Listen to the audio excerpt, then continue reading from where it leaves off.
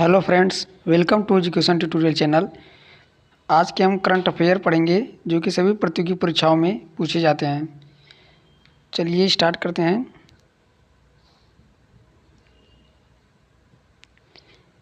तो पहला हमारा प्रश्न क्या है कि प्रतिवर्ष विश्व गैंडा दिवस कब मनाया जाता है।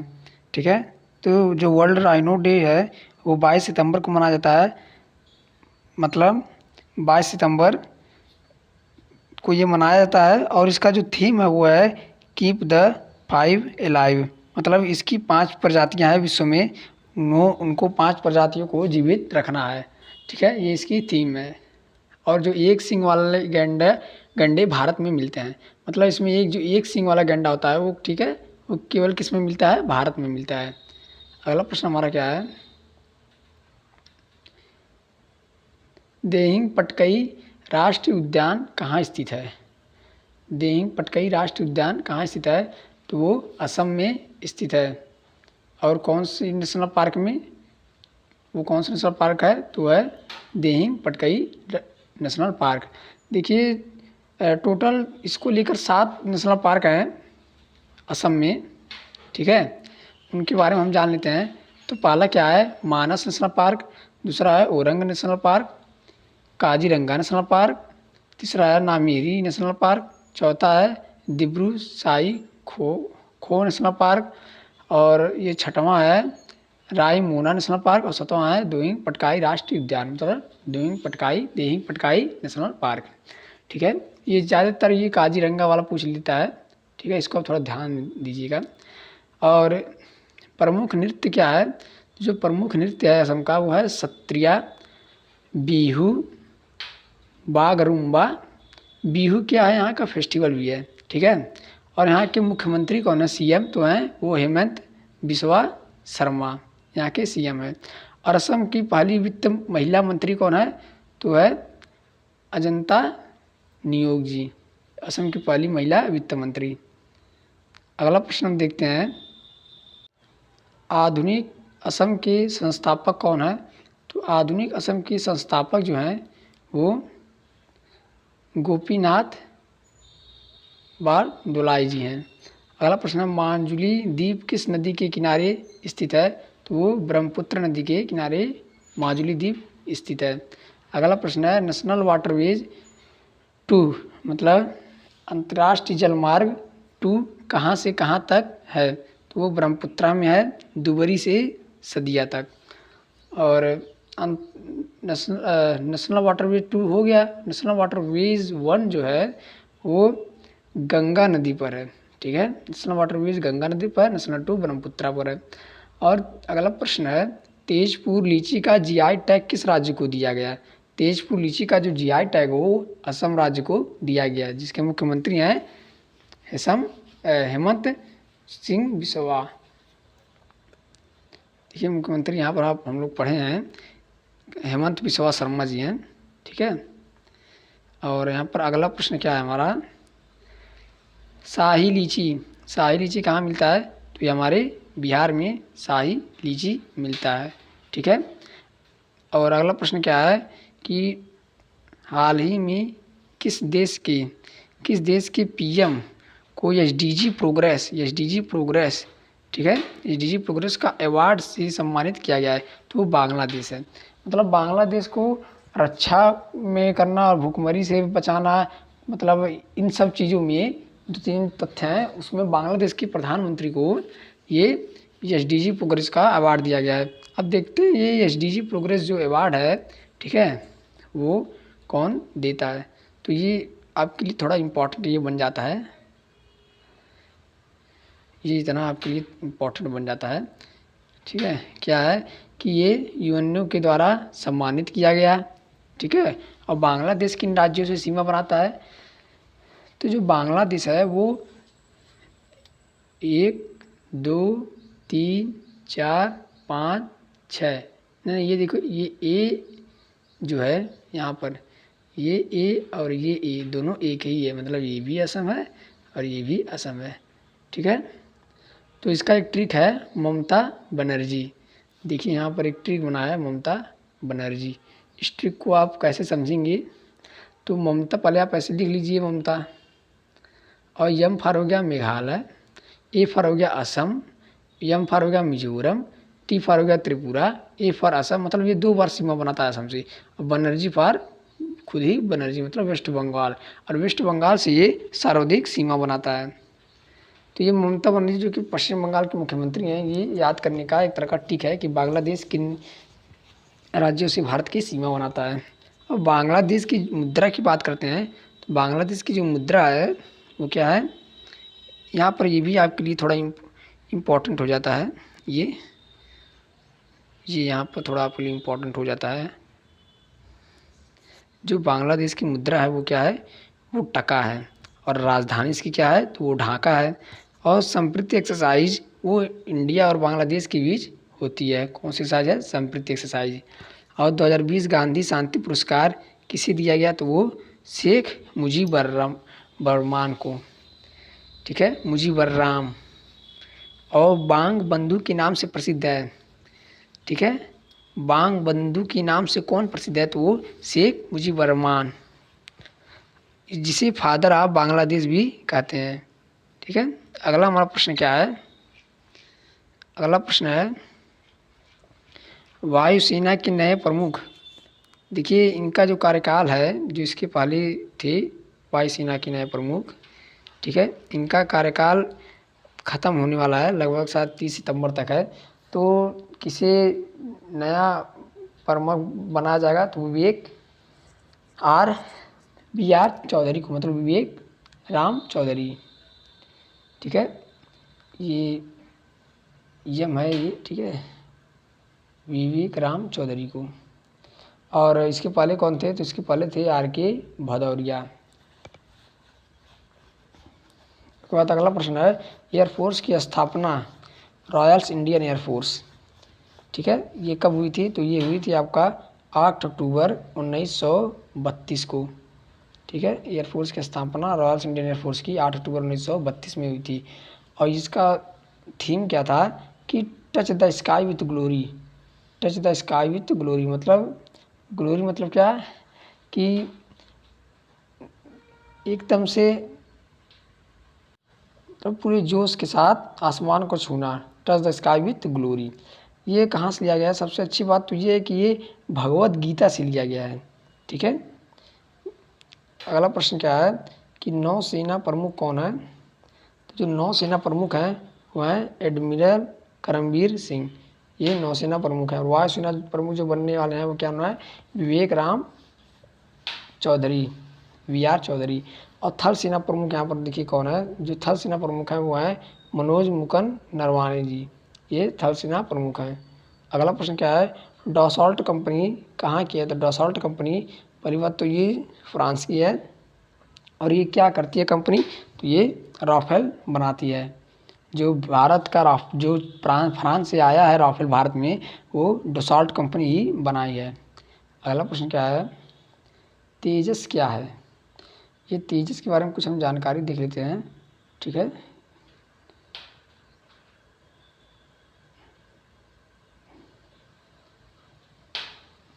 देखिए तेजस क्या है, तो ये तेजस एक हल्का लड़ाकू विमान है, पहली बात तो ये है। दूसरा क्या है कि मानस बिहारी ने बनाने में मदद की थी, मतलब तेजस को बनाने में ये मानस बिहारी जी की मदद थी। और हिंदुस्तान एरोनॉटिकल लिमिटेड के द्वारा इसे बनाया गया, HAL हिंदुस्तान एरोनॉटिकल लिमिटेड के द्वारा बनाया गया। अगला प्रश्न है नौसेना दिवस कब मनाया जाता है, तो वो 4 दिसंबर को। थल सेना दिवस 15 जनवरी को। Chief of defence staff CDS, ये भारत के फर्स्ट CDS थे जनरल बिपिन रावत। भारत के पहले चीफ ऑफ डिफेंस स्टाफ कौन थे, तो जनरल बिपिन रावत।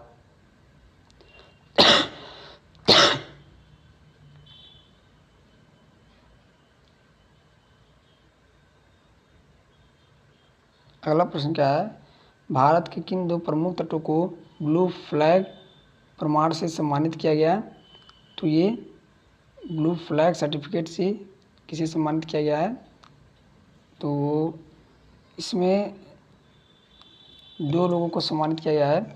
एक तो कोवलम को, दो तट हैं, एक पलत क्या है, कोवलम जो कि तमिलनाडु में है, दूसरा है ईडन जो कि पांडुचेरी में है। इसमें 10 समुद्री तट शामिल है, ठीक है, जिसमें से 2 तो आपको बता ही दिए। और इस सर्टिफिकेट को FEE देता है। ये सर्टिफिकेट कौन देता है, ब्लू फ्लैग सर्टिफिकेट, तो FEE देता है।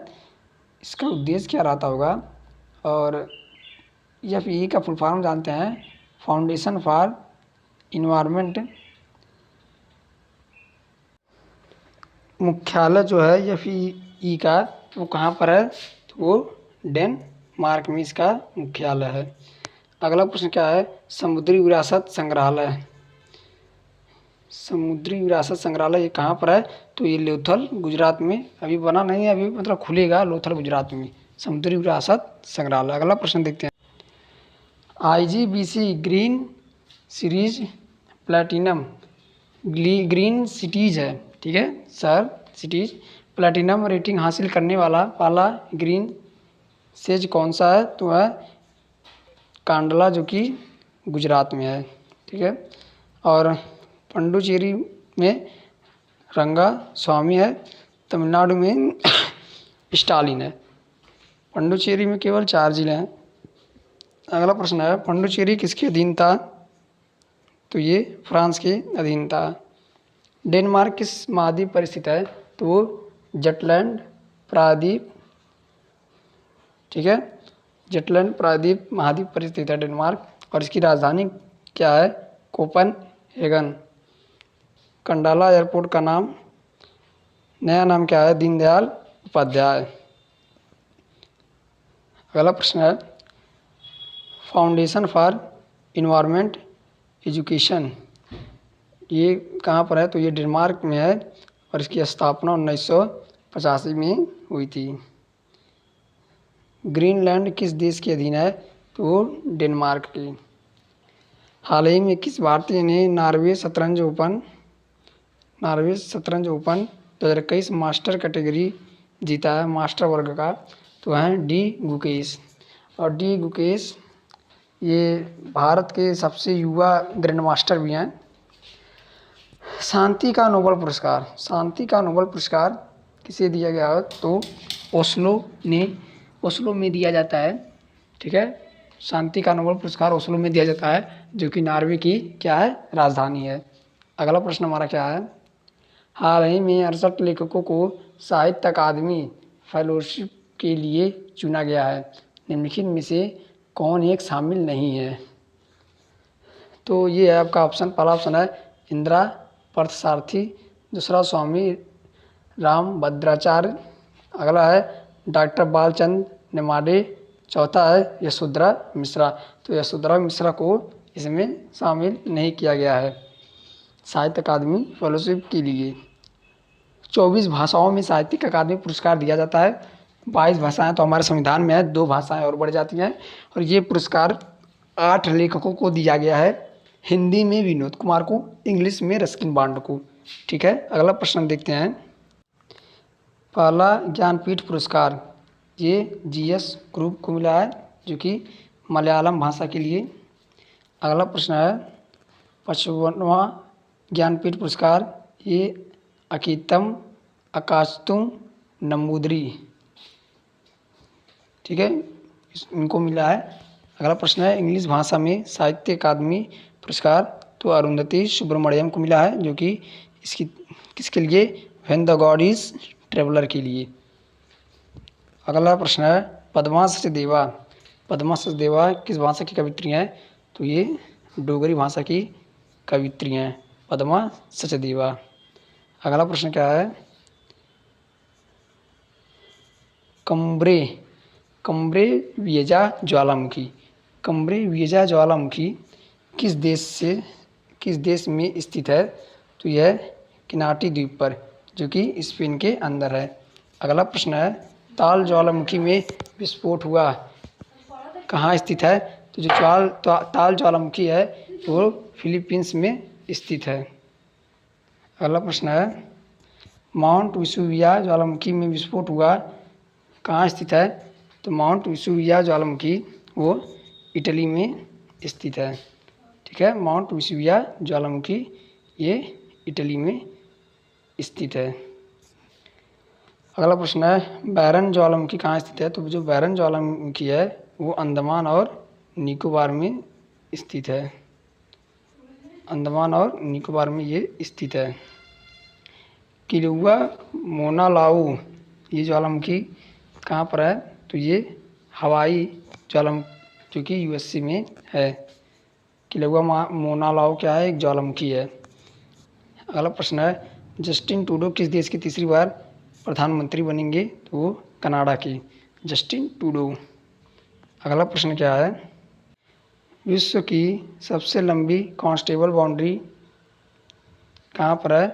तो तटीय सीमा कनाडा। ठीक है। अगला प्रश्न है कनाडा की राजधानी क्या है?